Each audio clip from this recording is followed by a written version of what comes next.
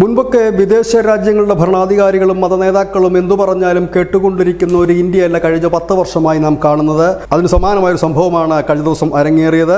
പ്രവാചകന്റെ ജന്മദിനവുമായി ബന്ധപ്പെട്ട ഒരു എക്സ് പോസ്റ്റിൽ ഇറാന്റെ പരമോന്നത നേതാവ് ആയത്തുള്ള അലി ഖമേനി നടത്തിയ ഒരു പ്രസ്താവന അത് ഇന്ത്യയിൽ വലിയ രീതിയിലുള്ള വ്യാപകമായ പ്രതിഷേധത്തിന് കാരണമായിരിക്കുന്നു. അതിൽ പറയുന്ന കാര്യം, മ്യാൻമാറിലും ഗസയിലും ഇന്ത്യയിലും മറ്റെവിടെങ്കിലും ഉള്ള മുസ്ലിങ്ങൾ അനുഭവിക്കപ്പെടുന്ന കഷ്ടപ്പാടുകൾ നാം മറന്നാൽ നാം മുസ്ലിങ്ങളല്ലാതായി മാറുമെന്നാണ്. അതായത് ഗസയിലെ മുസ്ലിങ്ങളുമായിട്ടാണ് ഇന്ത്യയിലെ മുസ്ലിങ്ങളെ ഈ പറയുന്ന മത നേതാവ്, ആത്മീയ നേതാവ് ആയത്തുള്ള അലി ഖമേനി താരതമ്യം ചെയ്ത് ഇതിനെതിരെയാണ് ഇന്ത്യ പ്രതിഷേധവുമായി രംഗത്തെത്തിയത്. വിദേശകാര്യ മന്ത്രാലയം രംഗത്തെത്തുകയും വിദേശകാര്യ മന്ത്രാലയം പറഞ്ഞത്, തെറ്റായ വിവരങ്ങളുടെ അടിസ്ഥാനത്തിൽ സംസാരിക്കരുത്.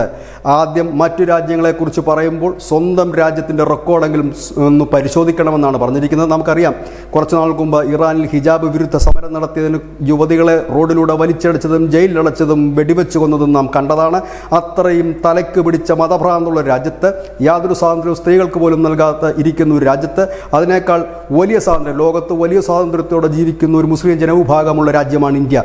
അതിൻ്റെ ഒരു ബേസിക് കാര്യം പോലും മനസ്സിലാക്കാതാണ് ഇറാൻ്റെ പരമോന്നത നേതാവ് ഇത്തരത്തിലൊരു പ്രസ്താവന നടത്തിയത് എന്നതിൽ ഇന്ത്യയിൽ വലിയ രീതിയിലുള്ള വ്യാപക പ്രതിഷേധം തന്നെ ഉയരുന്നുണ്ട്. ഈ പ്രസ്താവനയ്ക്കെതിരെ ഏതായാലും പോസ്റ്റ് വന്ന് മണിക്കൂറുകൾക്കകം തന്നെ മറുപടി കൊടുക്കാൻ ഇന്ത്യക്കായിരിക്കുന്നു.